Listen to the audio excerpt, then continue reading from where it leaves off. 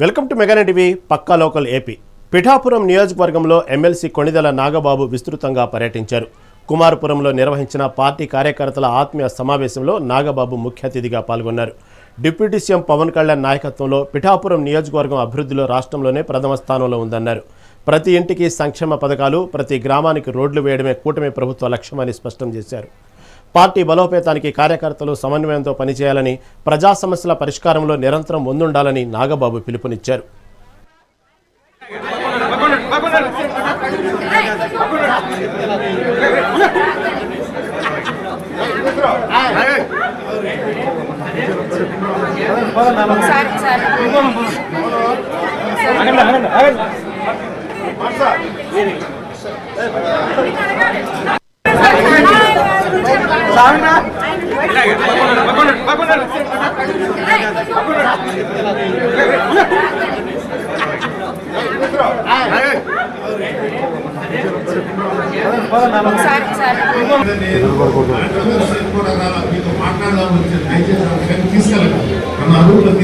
దయచేసి ప్లీజ్ సరదాగా ప్రేమ మాట్లాడుకోవచ్చు.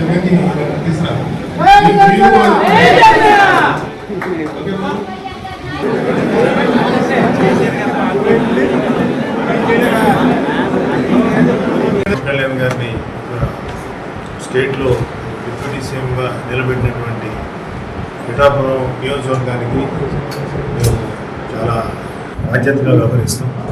సో అందుకని యాక్చువల్గా ఈ మీటింగ్ పెట్టినప్పుడు ఇలా ఓపెనింగ్ ఉందన్నప్పుడు నేను చాలా హ్యాపీగా యాక్సెప్ట్ చేశాను.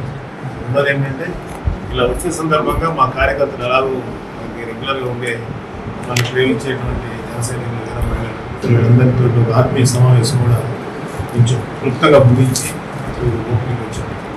చాలా సంతోషపడి ఆల్ ది బెస్ట్. 10 మందికి ఉపయోగపడేలాగా రైతులకి, ఎంప్లాయ్మెంట్, నిరుద్యోగులకి ఈ సహాయ శక్తిగా మీరు వచ్చినందుకు మీరు తిరిగి మాకు చేసేది మీరు ఎంతమందికి ఇస్తే మేము అంత సంతోషపడతాం. చరిత్రలోనే ఎక్కడా లేని విధంగా మన పిఠాపురం నియోజకవర్గంలో సభ్యత్వం అమలు చేశారంటే దానికి కష్టమని కూడా ఈ సందర్భంగా వేదికలో కూడా అభినందనలు తెలియజేసుకుంటూ మన పార్టీకి వెన్నెముకలా ఉన్నటువంటి మీ అందరికీ కూడా రాబోయే రోజుల్లో మన పెద్దల యొక్క అనుమతితో మనకి ఏదైతే ఇబ్బందులు ఉన్నాయో అన్ని కూడా త్వరలో తెలుసుకునే విధంగా, ఎందుకంటే మన గ్రామాల్లో కానీ పట్టణాల్లో కానీ మనకి అధికారులు మనకి తక్కువ ఉపయోగపడతామనేటువంటి చెప్తున్నారు. అది త్వరలోనే అది అధికారులతో సమావేశం ఏర్పాటు చేసి పెద్దల అనుమతితో మన అందరినీ కూర్చోబెట్టి మాట్లాడడం జరుగుతుందని ఈ సందర్భంగా తెలియజేసుకుంటూ, కడప జిల్లా బద్వేల్లో టీడీపీ నేతల మధ్య విభేదాలు భగ్గుమన్నాయి. రోడ్డు పనుల ప్రారంభోత్సవం విషయంలో నియోజకవర్గ incharge Ritish Reddy, DCCB chairman Suryanarayana Reddy వర్గాల మధ్య తీవ్రస్థాయిలో రగడ నెలకొంది. తాము నిధులు తెచ్చిన పనులకు మరొకరు ఎలా ప్రారంభిస్తారని రితీష్ రెడ్డి వర్గీయులు ఆందోళనకు దిగారు. తెలుగుగంగ కాలనీలో ప్రారంభోత్సవానికి వచ్చిన సూర్యనారాయణ రెడ్డిని అడ్డుకునేందుకు అనుచరులు భారీగా మోహరించడంతో ఉద్రిక్తత ఏర్పడింది. రంగంలోకి దిగిన పోలీసులు ఇరు వర్గాలను సముదాయించి పరిస్థితిని అదుపులోకి తెచ్చారు. ఎల్ఆర్ఆర్ గ్రాంట్ అని 3 కోట్లు నారాయణ సార్ కాడిపై నేను రితీష్ అండ్ ఆందోళనపై 3 సార్లు తిరిగితే స్పెషల్ ఫండ్ ఇచ్చింది మన మున్సిపాలిటీకి. 2-3 మున్సిపాలిటీకి మన జిల్లాలో చందీ మున్సిపాలిటీ దొరకాలి. ఆ గ్రాంట్ వర్కులు పెట్టించేసి వార్డు వైడు ఇవ్వాలని ఒక ప్యాకేజ్గా పెట్టించేసి లెస్సులు వేసి నాణ్యతగా కండక్ట్ చేస్తున్నారన్న ఉద్దేశంతో ప్యాకేజ్ మూలకంగా పెట్టేసి వర్కులు పిలిచి ఇచ్చారు. స్పెషల్ గ్రాంట్ కింద వచ్చింది. స్పెషల్ గ్రాంట్ ఎన్ని కోట్లు మంజూరైంది? 3 కోట్లు. కలిపి మొత్తం 3 కోట్లు. దాంట్లో జీఎస్టీ ఉంటుంది, ఇంక్లూడ్ చేయదు. అది మనం ఎస్టిమేట్ కాస్ట్ వచ్చేసి 2,25,00,000. 10 జీఎస్టీకి పోయింది. దాంట్లో ఒక 20,00,000 పైప్ లైన్ ఏదో అడ్జస్ట్ చేసాం. అది సెపరేట్ టెండర్ ఇచ్చిన అది అయిపోయింది. ఇది ప్యాకేజ్ కానీ టెండర్ చేసి టెండర్ అనేది ఎవరైనా సహజం వేయచ్చు, ఎవరికైనా అప్పుదారులు. స్పెషల్ గ్రాంట్ కింద మొత్తం వచ్చింది. ఏడ అవసరాన్ని బట్టి పెట్టినప్పుడు ఏడ డ్యామేజ్ ఉన్నాయా. గత ప్రభుత్వంలో వచ్చిన 70 కోట్లు ఎనికిపోవడంతో శివానగర్ ఇంకా చాలా పరిస్థితి అద్మానంగా ఉంది. వాటిని కూడా ప్రతి ఒక్క వార్డులో పనిచేయాలనే ఉద్దేశంతోనే వార్డు 10 లక్షలు 20 లక్షలు కలవట్లు అనేది చిన్న చిన్న ఏడాది పెద్ద డ్యామేజ్ ఉండే కాదు దృష్టిలో పెట్టుకుని ప్రయారిటీ కాదు అది పెట్టినవి. ఇవి వచ్చేసి 15 నుంచి 16 వార్డులు 18 వార్డులకు ఇది కన్ఫర్మ్ అయింది. 10 గ్రాంట్ 20 చోట పెట్టాం. 35 వార్డుల్లో స్టార్ట్ అయిన వర్కులు 35 వార్డుల్లో స్టార్ట్ అయ్యాయి. 10 లక్షలు కానీ 5 లక్షలు కానీ 20 లక్షలు కానీ. దీన్ని మేము ప్యాకేజీ కింద పెట్టిన తర్వాత ఎవరో సుబ్బారెడ్డి అంట పుల్లంపేట అంతా టెండర్ వేసిండు. ఓకే 6.5% లెస్ చేసిండు. 6.5% వేసి మనకు 15 లక్షల గ్రాంట్ అమౌంట్ మిగిలితే ఇంకొకరికి పెట్టుకోవచ్చు, సంతోషం మనకు. కాబట్టి మేమనేది ఏంటంటే టౌన్ అధ్యక్షుడిగా నేను ఉన్నప్పుడు మేము ఒక గ్రాంట్ తెచ్చే బాధ్యత మాకు. వర్క్ అనేది ఎవరైనా చేసుకోవచ్చు. అది నామినేషన్ కింద ఇచ్చే మా కార్యకర్తలకు ఇంకొకరికి ఇచ్చేవచ్చు. కానీ టెండర్కి వచ్చిన తర్వాత రాష్ట్రంలో ఎవరైనా పేర్చదని. కుల విద్వేషాలను రెచ్చగొట్టేలా వ్యవహరిస్తుందంటూ ప్రముఖ ఛానల్ యాజమాన్యంపై కాపు సంఘాలు ఆగ్రహం వ్యక్తం చేశాయి. సామాజిక వర్గాల మధ్య వైరం పెంచేలా ప్రసారాలు చేస్తున్నారని ఆరోపిస్తూ కాకినాడ, అమలాపురం జిల్లాల ఎస్సీలకు కాపుల నాయకులు ఫిర్యాదు చేశారు. సంబంధించినటువంటి జిల్లా ఎస్పీకు కాపు నాయకులు ఫిర్యాదు చేశారు. ముఖ్యంగా కాపులను నరికేస్తాం అనే శీర్షికతో ప్రసారమైన వీడియోలో ఉద్దేశపూర్వకంగా హింసను ప్రేరేపించే పదజాలం వాడారని వారు మండిపడ్డారు. సమాజంలో శాంతి భద్రతలకు విఘాతం కలిగిస్తున్న సదరు యాజమాన్యంపై కఠిన చర్యలు తీసుకోవాలని, వెంటనే ఆ వీడియోను తొలగించాలని వారు డిమాండ్ చేశారు.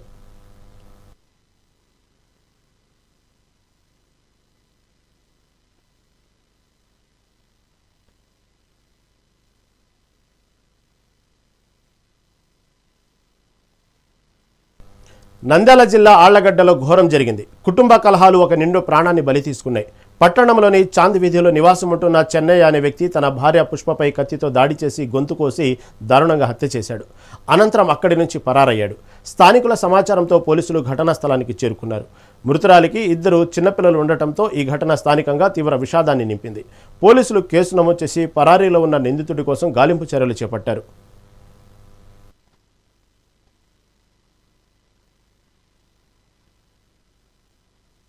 పట్టణంలోని కొత్త మసీద్ దగ్గర చాంద్ వీధిలో బండి వెంకట చెన్నయ్య, బండి పుష్పలత అనేవాళ్ళు ఇక్కడ కూలి పని చేసుకుంటూ నివాసం ఉంటున్నారు. ఈరోజు ఉదయం 8 గంటల ప్రాంతంలో బండి చెన్నయ్య భార్యను కత్తితో గొంతు కోసి పరారైనట్టుగా ప్రాథమిక సమాచారం. దాని మీద పట్టణ పోలీస్ స్టేషన్లో కేసు నమోదు చేసుకుని దర్యాప్తు చేస్తున్నాం. ఇంకా వాళ్ళ బంధువులు వాళ్ళని కబుర్ చేసాం. వాళ్ళు వచ్చిన తర్వాత తదుపరి వివరాలు రావాల్సి ఉంది. భార్యాభర్తలు గొడవ వలన ఇది గొడవ జరిగింది కాబట్టి వెంటనే ముద్దాయిని కూడా పట్టుకొని కేసుని కోర్టులో ముద్దాయిని పెట్టి వాడికి శిక్ష పడే విధంగా అన్ని విధాలుగా చేసుకుంటాం. మీ ద్వారా అందరికి తెలియజేసే ఏదైనా ఉంటే మాకు ఎలాంటి భార్యాభర్తల కేసులు ఏదైనా ఉన్నా కూడా వెంటనే మాకు తెలియజేసి మా సహాయం తీసుకొని ఫ్యామిలీ కౌన్సిలింగ్ కానీ లేకపోతే కేసు ద్వారా చేసుకుంటే మంచిదని చెప్పి. మృతునికి భార్య పిల్లలు ఎంతమంది? మృతునికి 2 పిల్లలు ఉన్నారు, 2 ఆడపిల్లలు.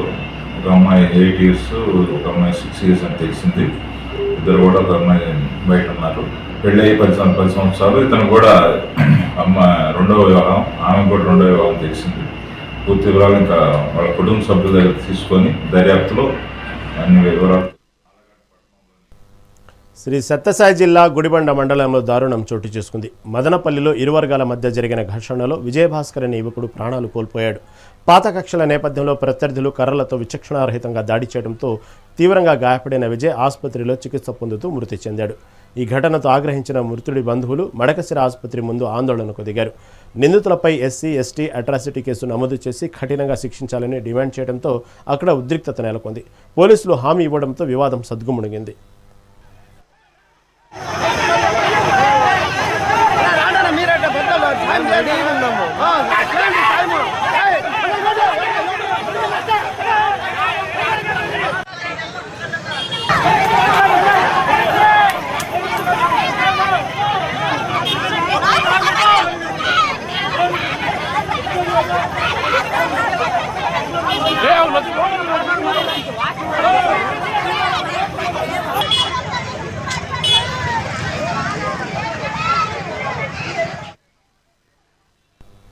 తిరుపతి జిల్లా పెళ్లకూరు మండలం అర్ధమాలలో పాత కక్షలు మరోసారి భగ్గుమన్నాయి. నిన్న అర్ధమాల గ్రామంలో శంకరయ్య అనే వ్యక్తిపై గుర్తు తెలియని దుండగులు కత్తులతో విచక్షణారహితంగా దాడికి తెగబడ్డారు. ఈ ఘోర దాడిలో శంకరయ్య తీవ్రంగా గాయపడగా స్థానికులు వెంటనే అతడిని శ్రీకాళహస్తి ఏరియా ఆసుపత్రికి తరలించారు. ప్రస్తుతం బాధితుడి పరిస్థితి విషమంగా ఉన్నట్లు తెలుస్తోంది.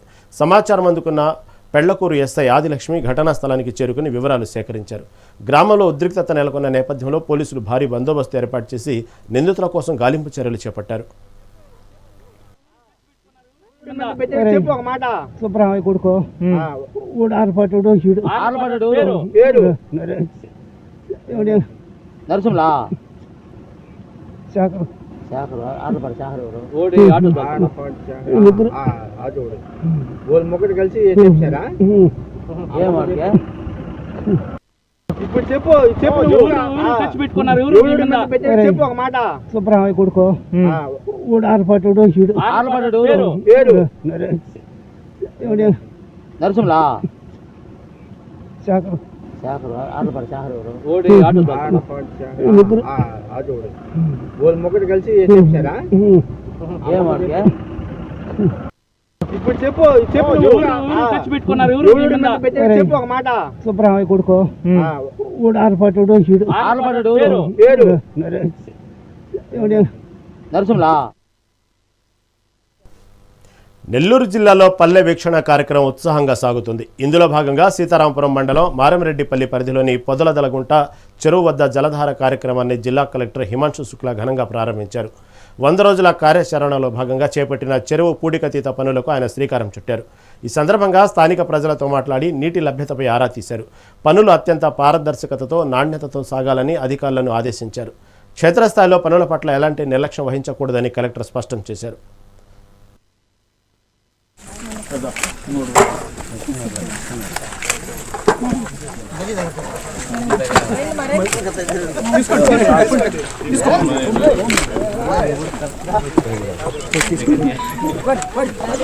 యూరియా బస్తా వేసేవి ఇది సేమ్ సేమా లేకపోతే సపోజ్ నేను యూరియా 1 kg వాడాలంటే దీని బదులు ఇది వాడాలంటే అంటే యూరియా 50 అంటే ఇది 100 ఉంటే యూరియాకి 200 సరిపోతుంది. పల్నాడు జిల్లా నర్సరావుపేట మండలం ఎల్లమంద గ్రామంలో పోలీసులు కార్డన్ సెర్చ్ నిర్వహించారు. ట్రైనీ డీఎస్పీ జయకృష్ణ ఆధ్వర్యంలో తెల్లవారుజాము నుంచి గ్రామాన్ని చుట్టుముట్టిన పోలీసులు ప్రతి ఇంటిని క్షుణ్ణంగా తనిఖీ చేశారు. ఈ నిర్బంధ తనిఖీల్లో సరైన పత్రాలు లేని 42 బైకులతో పాటు కొన్ని మారణాయుధాలను పోలీసులు స్వాధీనం చేసుకున్నారు. గ్రామంలోని పలువురు అనుమానితులను అదుపులోకి తీసుకుని విచారిస్తున్నారు. శాంతి భద్రతల పరిరక్షణలో భాగంగానే ఈ తనిఖీలు చేపట్టామని, నేరస్తులకు ఆశ్రయం ఇస్తే కఠిన చర్యలు తప్పవని పోలీసులు హెచ్చరించారు.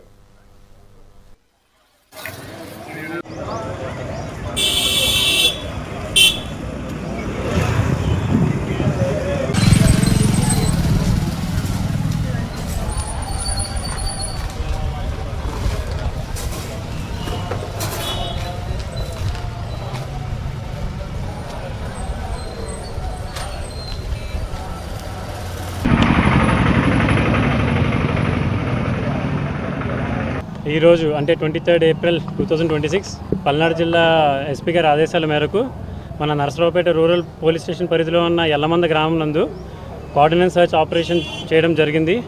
ఈ ఆపరేషన్లో సుమారు 105 మంది, ఒక 3 సిఐలు ఇంకా 11 మంది ఎస్ఐలతో కలిపి 105 మంది పోలీస్ బృందం కలిసి ఈ ఆపరేషన్ చేశాము.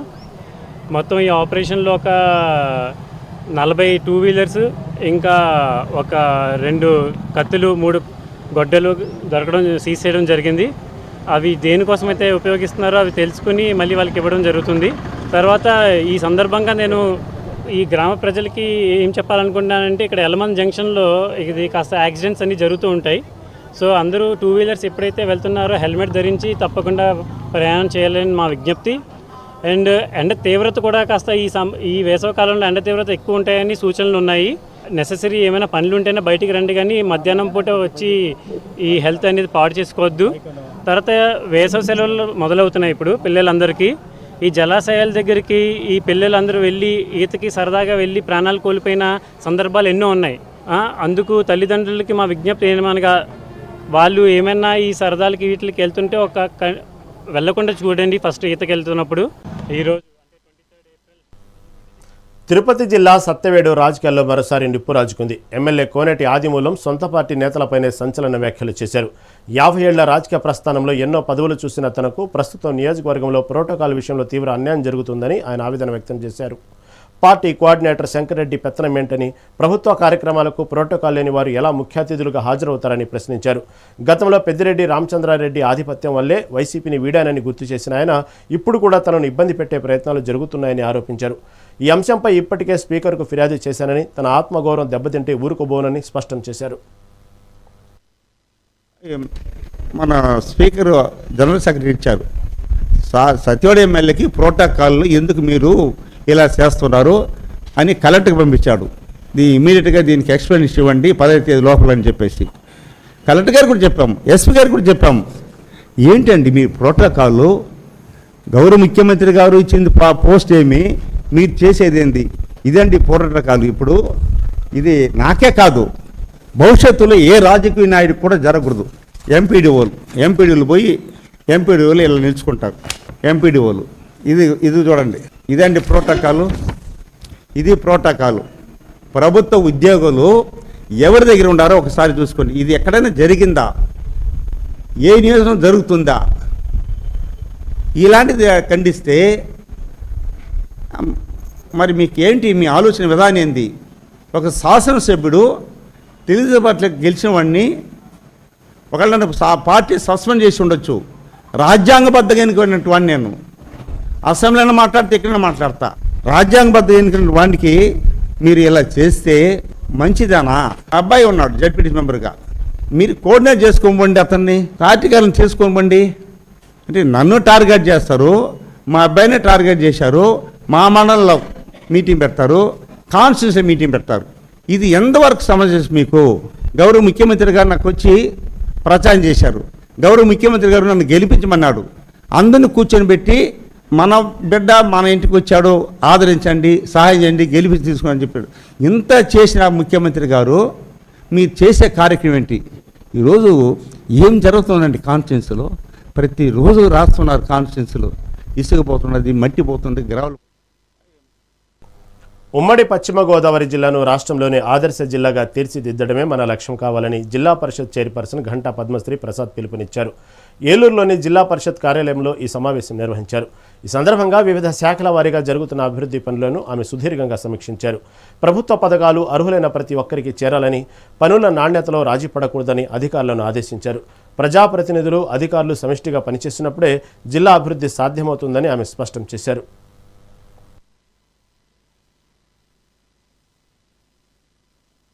ఈరోజు మా జడ్పీ కార్యాలయంలో కూడా అన్ని డిపార్ట్మెంట్లు కూడా రివ్యూ చేయడం జరిగింది.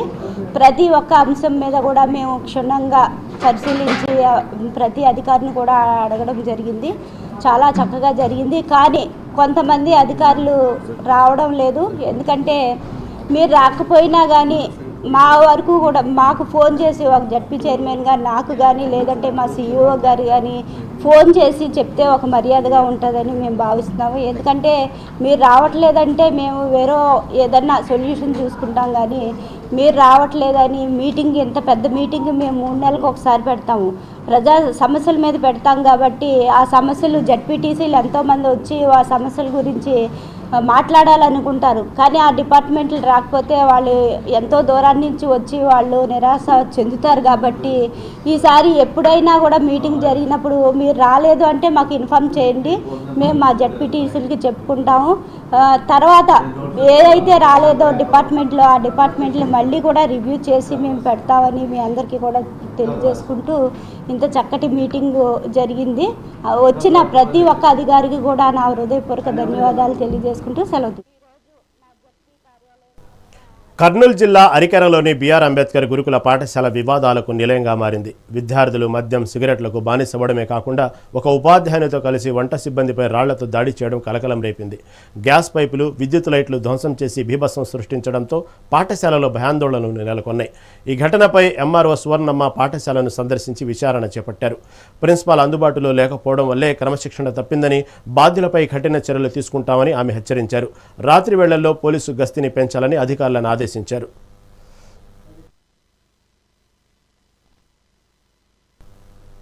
కలియుగ వైకుంఠం తిరుమల క్షేత్రం నేడు ప్రముఖులతో సందడిగా మారింది. శ్రీవారిని వేర్వేరుగా పలువురు రాజకీయ ఆధ్యాత్మిక ప్రముఖులు దర్శించుకున్నారు. తెలంగాణ మంత్రి కోమటిరెడ్డి వెంకటరెడ్డి, శక్తిపీఠం పీఠాధిపతి మహేశ్వరియమ్మ, అలాగే మాజీ ఎమ్మెల్సీ దువ్వాడ శ్రీనివాస్ నైవేద్య విరామ సమయంలో స్వామివారి సేవలో పాల్గొన్నారు. దర్శనం అనంతరం రంగనాయకుల మండపంలో పండితులు వీరికి వేదాశీర్వచనం అందజేయగా ఆలయాధికారులు శ్రీవారి ప్రసాదాలను అందజేసి పట్టువస్త్రంతో గౌరవించారు. ஓம் நமோ வெங்கடேசாய பக்தர்களுக்கு அறிவிப்பு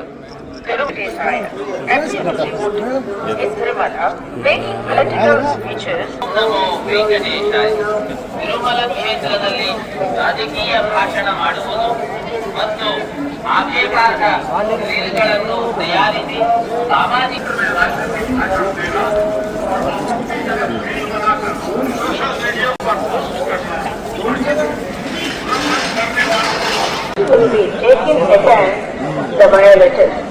ओम नमो बनाकर सोशल मीडिया पर पोस्ट करना वर्जित है। उल्लंघन करने वालों के विरुद्ध कानूनी कार्यवाही ಭಕ್ತர்களுக்கு ಅರಿವು ತಯಾರಿಸಿ ಉಲ್ಲಂಘಿಸಿದವರಿಗೆ ಕಾನೂನು ಕ್ರಮ ಕೈಗೊಳ್ಳಲಾಗುತ್ತದೆ ಕಾರ್ಯವಾಹಿ की जाएगी।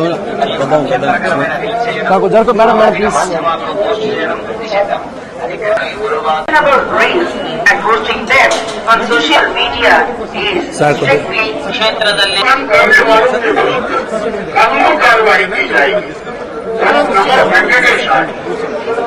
ಗಣೇಶಾಯ ಭಕ್ತರ ವಿಜ್ಞಪ್ತಿ ತಿರುಮಲ ಕ್ಷೇತ್ರವನ್ನು ದೇಹಂ మరియు ಅಭ್ಯರ್ಥಿಸಲಾಗುತ್ತದೆ। ఓం నమో వెంకటేశాయ. అఖిలాండకోటి బ్రహ్మాండ నాయకుడు, ఆశ్రిత జన రక్షకుడు, ఆపదమొక్కుల వాడైనటువంటి శ్రీ వెంకటేశ్వరుని దర్శనం చేసుకోవటం జరిగింది. కలియుగ ప్రత్యక్ష దైవమైనటువంటి స్వామి ఏది కోరితే అది ఇస్తాడు. వ్యక్తిగత కోరికలు తీర్చడంతో పాటుగా లోక కళ్యాణం, లోకంలో ఉన్నటువంటి ఇబ్బందులన్నీ కూడా తొలగించడం కోసం స్వామి కలియుగ వైకుంఠంగా ఉన్నటువంటి తిరుమల మీద అవతరించాడు. అటువంటి స్వామిని ఈరోజు దర్శనం చేసుకొని లోకంలో సుఖశాంతులు, ముఖ్యంగా మన భారతదేశంలో ఉన్నటువంటి ప్రతి ఒక్కరికి కూడాను అన్ని రకములైనటువంటి శుభ సౌభాగ్యాలు కలగాలి అని ప్రార్థించాను. అంతేకాక లోకంలో ప్రపంచవ్యాప్తంగా ఉన్నటువంటి ఇబ్బందులు కూడా తొలగిపోవాలి, అందరినీ కూడాను స్వామి రక్షించాలి అని ప్రార్థిస్తూ హిందూ ధర్మ సామ్రాజ్య విస్తరణలో స్వామి యొక్క అనుగ్రహం పరిపూర్ణంగా లభించాలి అని కోరటం జరిగింది. స్వస్తి. ఆధ్యాత్మిక నగరం తిరుపతిలో శ్రీమద్ కన్యకా పరమేశ్వరి అమ్మవారి జన్మదిన వేడుకలకు రంగం సిద్ధమైంది. ఏప్రిల్ 25వ తేదీన ఈ వేడుకలను అత్యంత వైభవంగా నిర్వహించనున్నట్లు ఆలయ ధర్మకర్తల మండలి ప్రకటించింది. కొత్త వీధిలో వెలిసిన అమ్మవారికి ఏటా నిర్వహించే ఈ జన్మదిన మహోత్సవాల కోసం ఇప్పటికే అన్ని ఏర్పాట్లు పూర్తి చేశామని ఆలయ కమిటీ సభ్యులు వెల్లడించారు. ఆ రోజున ఉదయం నుంచే ప్రత్యేక అభిషేకాలు, హోమాలు నిర్వహించనుండగా సాయంత్రం సాంస్కృతిక కార్యక్రమాలు భక్తులను అలరించనున్నాయి. ఈ వేడుకల్లో భక్తులు అధిక సంఖ్యలో పాల్గొని అమ్మవారి ఆశీస్సులు పొందాలని వారు కోరారు. శ్రీ కన్యకా పరమేశ్వరి అమ్మవారి జయంతి ఉత్సవము, వాసవి జయంతి 26వ తారీఖు ఆదివారం రోజు వైశాఖ శుద్ధ దశమి. ఆ రోజున కొత్త వీధిలో ఉన్నటువంటి ఆలయంలో ఉదయం నుంచి రాత్రి వరకు అనేక రకాలైనటువంటి పూజాది కార్యక్రమాలు, ఈ కార్యక్రమాలకి తిరుపతిలో ఉన్నటువంటి ఆర్యవేశ్యులందరినీ, అలాగే అమ్మవారి భక్తులు చాలామంది ఉన్నారు. ఎందుకంటే 120 సంవత్సరాల చరిత్ర కలిగినటువంటి ఆలయము. చాలామంది అమ్మవారి భక్తులకు అందరికీ కూడా ప్రత్యేకమైన ఆహ్వానాన్ని పత్రికాముఖంగా తెలియజేస్తున్నాం. 24వ తారీఖు శుక్రవారం రోజు సాయంకాలం అమ్మవారి జీవిత చరిత్రకు సంబంధించిన క్విజ్ ఒకటి ఏర్పాటు చేయడం జరిగింది. ఈ క్విజ్ 3 దశలుగా ఉంటుంది. ఆ క్విజ్లో ఉత్తీర్ణత అంటే టాప్ 3కి ఆలయ మర్యాద అనేది కూడా ఇవ్వటం జరుగుతుంది. అలాగే శనివారం రోజు 25వ తారీఖు ఉదయం వాసవి వ్రతం. ఎందుకంటే అమ్మవారికి సంబంధించిన వ్రతాన్ని ఆచరించి మరుసటి రోజు అమ్మవారి జయంతి జరపడం అనేది ఆలయం సంప్రదాయంగా కొనసాగిస్తున్నాం. శ్రీ కన్యకా పరమేశ్వరి. అనంతపురంలో సంచలనం సృష్టించిన హనీ ట్రాప్ కేసును పోలీసులు ఛేదించారు. ఈ వ్యవహారంలోని 5 నిందితులను అరెస్టు చేశారు. నిందితుల వద్ద నుంచి 13 లక్షలను స్వాధీనం చేసుకున్నారు. అంతేకాదు 2 కత్తులు, 6 ఫోన్లు, ప్రామిసరీ నోట్లను సీజ్ చేశారు. ఈ ముఠా 20 మందిని బెదిరించి ₹1 కోటి వసూలు చేసినట్లు పోలీసులు స్పష్టం చేశారు. కీలక నిందితురాలు రంగమ్మ నాయుడుపై 10 కేసులు ఉన్నట్లు వెల్లడించారు. న్యూడ్ ఫోటోలతో బ్లాక్మెయిల్ చేసినట్లు పోలీసులు తెలిపారు. సాయంత్రం ఉదయ్ భాస్కర్ రెడ్డి గార్లదిన్న వాస్తవాలు. ఇతను యాక్చువల్గా బెంగళూరులో ఒక డ్రోన్ కంపెనీలో సర్వేర్గా పనిచేస్తున్నాడు. ఇతనికి ఒక కాల్ వచ్చింది, మాకు ఇంటికి సర్వే చేయాలని చెప్పేసి ఇక్కడి నుంచి కాల్ పోయింది. ఆ నెంబర్ వాళ్ళు కలెక్ట్ చేసుకున్నారు, ఎట్లా కలెక్ట్ చేసుకున్నారో తెలియదు. ఆ కలెక్ట్ చేసుకొని అతను చెప్పినారంట, మీరు రండి అనంతపురంలో మాకు మీతో సర్వే చేయించుకోవాలని. అతనికి ఇక్కడికి వచ్చిన తర్వాత ఆ కంప్లైంట్ ప్రకారము ఆమె రండి ఇంటికి వెళ్దామని చెప్పి జయలక్ష్మి అనే ఒక ముద్దాయి ఆమెను ఇంటికి తీసుకెళ్ళి ఇంట్లో కూర్చోబెట్టి కొంతసేపు మాట్లాడిన తర్వాత వీళ్ళిద్దరూ ఒక అండర్స్టాండింగ్కి వచ్చి ఒక న్యూడ్గున్న టైంలో ఆ తలుపులు దొబ్బుకొని ఒక ముద్దాయి ఇంకో ముద్దాయి ఇద్దరు కలిసి ఒక కత్తి తీసుకొని లోపలికి బయలుదేరడం జరిగింది. దాంట్లో A4 వచ్చేసి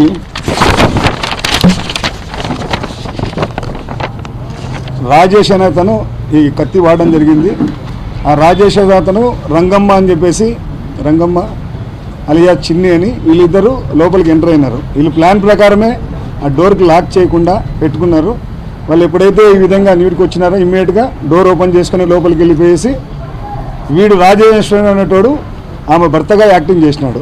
ఈ పోయేసి భార్య మాదిరి నాకు కొట్టి ఆమెని నువ్వేమి ఇట్లాంటి పనులు చేస్తున్నావు అంత అని చెప్పేసి తర్వాత ఈ రంగమ్మ అనేట ఆమె మీడియేటింగ్ చేసింది పెద్ద మనిషి మాదిరి. అరే ఇంత అయిపోయిందిరా, దాని సంసారం నాశనం అయిపోతుంది, మనకి నేను మీడియేటింగ్ చేస్తాను, నేను మాట్లాడతానని మధ్యవర్తిగా తీసుకెళ్ళి అతని దగ్గర ఒక 4 లక్షల రూపాయలు తెప్పించుకొని 4 లక్షల రూపాయలకి సెటిల్మెంట్ చేసినాడు. ఇతను బయటికి రాలేదు. యాక్చువల్గా ఇది జరిగి 4 నెలల క్రితం జరిగింది. ఈ విషయం జరిగి అతనేం చెప్పుకోలేదు ఎవరికి. దాని తర్వాత వాళ్ళ బంధువు ఉమాదేవి అని ఒక అమ్మాయి ఉంది. ఆ అమ్మాయి కొద్దిగా తిరుగుతూ ఉంటే ఆ అమ్మాయిని కూడా ఈ ట్రాప్లో వీళ్ళ గ్రూప్లోనే వాడుకుంటున్నారని ఇతనికి తెలిసింది. ఎందుకంటే ఈ విధంగానే ఫోన్ నెంబర్లు ఇవ్వడం, ఫోన్ చేయించడము, వాడు వచ్చిన తర్వాత ఈ విధంగా చేస్తున్నారని ఇతను తెలిసిన తర్వాత అక్కడి నుంచి వచ్చి ఇతనికి తెలుసు కాబట్టి ఆ ఇన్సిడెంట్ ఆ అమ్మాయిని కూడా పిలుచుకొని ఈ విధంగా చేయొద్దు, ఇప్పటి నుంచి మానుకో అని చెప్పినాడు.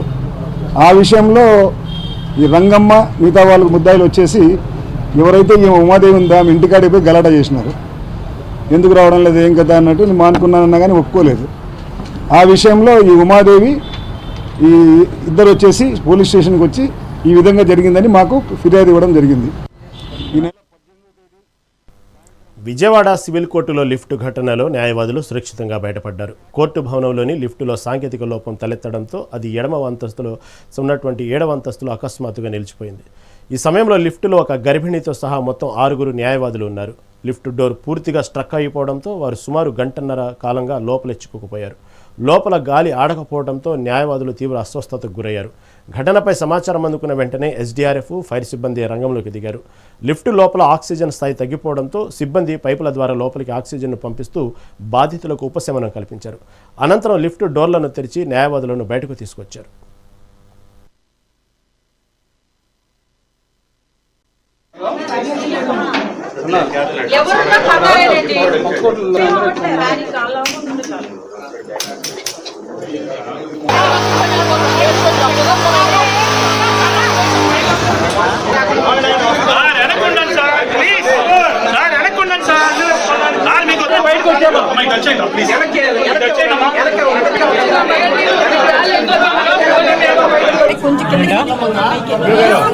కొంచెం తిరుగుతాంట కదండి.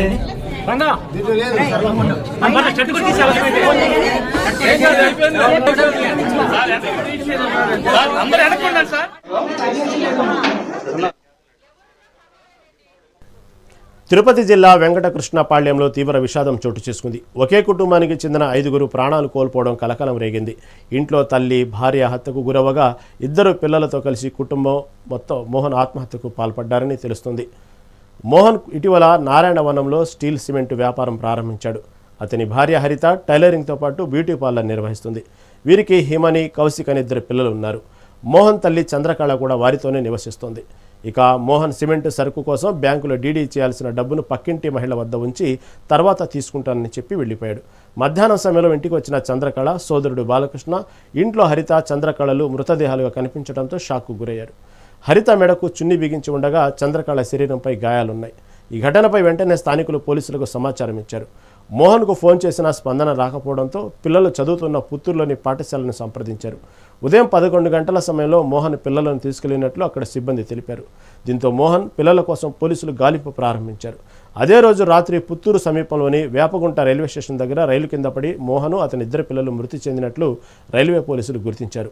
ఈ సంఘటనతో గ్రామంలో విషాద వాతావరణం నెలకొంది. హత్యలు, ఆత్మహత్యల వెనుక కారణాలపై పోలీసులు దర్యాప్తు కొనసాగిస్తున్నారు. రైట్, ఇవి ఇప్పటివరకు నా పక్క లోకల్ అప్డేట్స్. చూస్తూనే ఉండండి మెగా9 టీవీ.